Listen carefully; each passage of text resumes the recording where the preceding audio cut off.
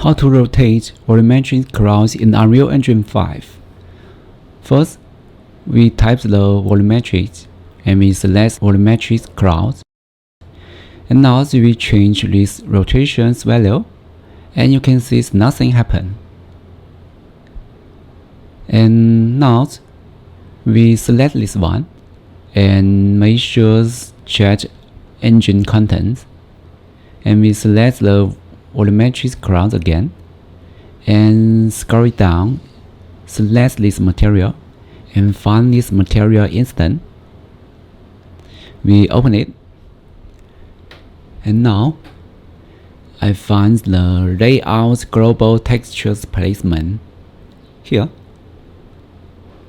I check it and open it, and here you can change this position XYZ, the value.